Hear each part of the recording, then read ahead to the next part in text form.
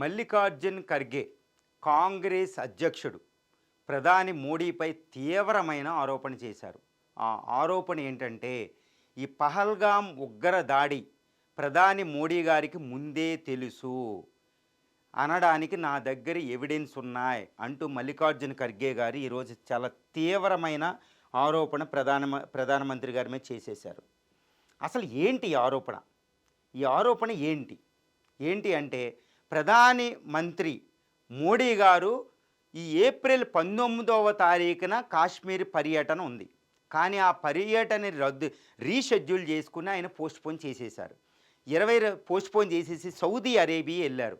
కానీ 22వ తారీఖునే ఇక్కడ మనకి ఈ అటాక్ జరిగింది. 22వ తారీఖు కరెక్ట్‌గా 2 గంటల 30 నిమిషాలకి పహల్గామ్‌లో తీవ్రమైన అటాక్ జరిగింది. అక్కడ సైన్యం లేదు. 22 కిలోమీటర్ల పాటు తీవ్రవాదులు నడుచుకుంటూ వచ్చారు. మళ్ళీ నడుచుకుని వెళ్ళారు. ఇప్పుడు దాకా వాళ్ళు దొరకలేదు. ఏమయ్యారో కూడా మనకు తెలియదు.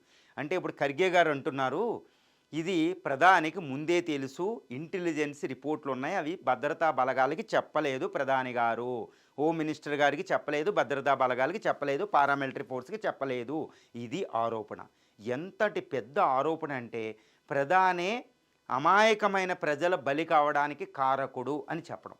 కానీ ఏప్రిల్ 22వ తారీఖు అవగానే వెంటనే ఇప్పుడు దాకా మనకి అన్ని పొలిటికల్ పార్టీలు సంయుక్తంగా ఏకకంఠంగా పాకిస్తాన్ మీద దాడి చేశాయి. మేము మీ వెనకాల ఉన్నాం, మోడీ గారు మీరు రియాక్షన్ తీసుకోమన్నా. అది భారతదేశ విదేశాంగ విధానానికి సంబంధించి ఒక ట్రెడిషనల్గా అన్ని పొలిటికల్ పార్టీస్ యుద్ధ వాతావరణంలో అలాగే మాట్లాడతాయి.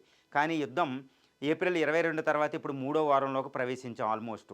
ఇప్పుడు ఇంకా రాజకీయాలు బయటకు వచ్చినాయి. అసలు ఏం జరిగింది? తీవ్రమైన ఏమన్నా ఇంటెలిజెన్స్ ఫెయిల్యూర్ ఉందా అంటే మనకు అర్థమవుతుంది. ఇంటెలిజెన్స్ ఫెయిల్యూర్ ఉంది అని హోమ్ మినిస్టర్ గారు ఒప్పుకున్నారు. 3వ రోజున అక్కడ ఆల్ పార్టీ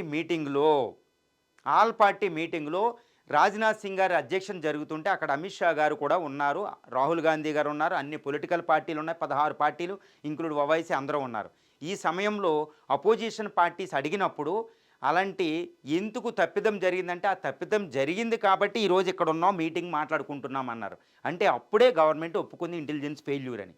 ఇప్పుడు ఖర్గే గారు అన్న మాట ఏంటంటే చాలా తీవ్రమైన మాట. ఇప్పుడు ప్రధానమంత్రి గారు ఒప్పుకుంటారా లేదా?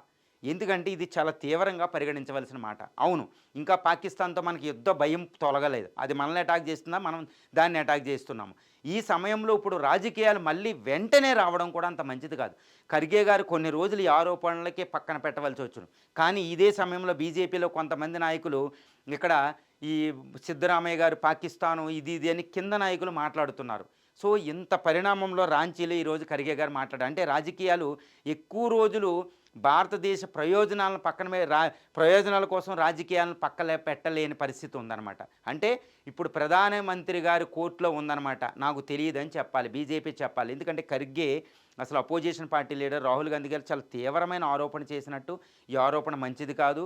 కానీ ఇక్కడ బీజేపీ కాంగ్రెస్లు భారతదేశ ప్రయోజనాల కోసం ఇంకా కొంచెం కలిసి మిగిలిన అపోజిషన్ పార్టీలను ఎందుకు అంటే ఇక్కడ చాలా ప్రధాన విషయం. అసీం మున్నీరు భారతదేశంలో ఒక పెద్ద బాంబును పేల్చేశారు. అది ద్విజాతి సిద్ధాంతం అనే బాంబు.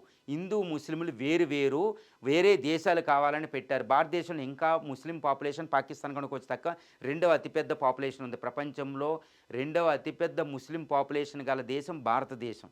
ఇక్కడ మైనారిటీల్లో ఎన్నో ప్రాబ్లమ్స్ ఉన్నాయి. సవరణ బిల్లు ఇంకా దాని మీద సుప్రీంకోర్టులో తీర్పులు నడుస్తూనే ఉంది. ఆందోళనలు ఉన్నాయి. యూనిఫామ్ సివిల్ కూడా ఉమ్మడి పౌరస్మృతి ఉంది. ఇలాంటి సమయంలో అంటే మైనారిటీలకి సున్నితమైన రాజకీయ అంశాలు ఉన్నప్పుడు పాకిస్తాన్ అక్కడ ద్విజాతి సిద్ధాంతాన్ని పైకి తీసుకొచ్చింది. ఇది భారత ప్రయోజనాలకు ముఖ్యం కాదు. సైనికంగా ఎంత శక్తి అనేది కాదు, సమగ్రత, ఐక్యత, ప్రజల్లో ఐక్యత దెబ్బతీసే బాంబు అది ఉపయోగించేసింది. ఈ సమయంలో ఖర్గే గారు అన్న మాట రాజకీయ పార్టీలలో ఈ రాజకీయాలు పైకి రావడం అనేది మంచిది కాదు. ద్విజాతి సిద్ధాంతాన్ని ఓడించాలంటే మనం లౌకిక సిద్ధాంతాన్ని చాలా సంయుక్తంగా ఉపయోగించాలి. భారత రాజ్యాంగం దానికి అన్ని రాజకీయ పార్టీలు ఏకకంఠంతో వెళ్ళినప్పుడే ఇది సిద్ధిస్తుంది. అంటే పాకిస్తాన్ ఓడించాలి అంటే రాజకీయ పార్టీలు కలిసి పనిచేయాలి. కాబట్టి కొంతకాలం పాటు ఖర్గే గారు, ప్రధాని ఎలాంటి వాళ్ళు రాజకీయాలను పక్కన పెట్టి ఏకకంఠంతో పాకిస్తాన్ మీద దాడి, లేకపోతే పాకిస్తాన్ మన మీద దాడి ఏ సమయంలోనే చేసే అవకాశం ఉంది. ఎందుకంటే సింధు నదిని మనం ఆపేసాం, దాని జీవనాడిని ఆపేసాం, దాని జీవితం తీసేసాం, అది ఎడారిలో కలిసిపోబోతుంది. కాబట్టి దానికి ప్రత్యామ్నాయం యుద్ధం చేయడమా, భారత్పై అటాక్ చేసి యుద్ధం చేయడమా, లేకపోతే సింధు నది కోసం కాళ్ళబేరానికి రావాలి. ఇంకా అది అలాగే ఉంది. ఈ సమయంలో రాజకీయాలు ముఖ్యం కాదు.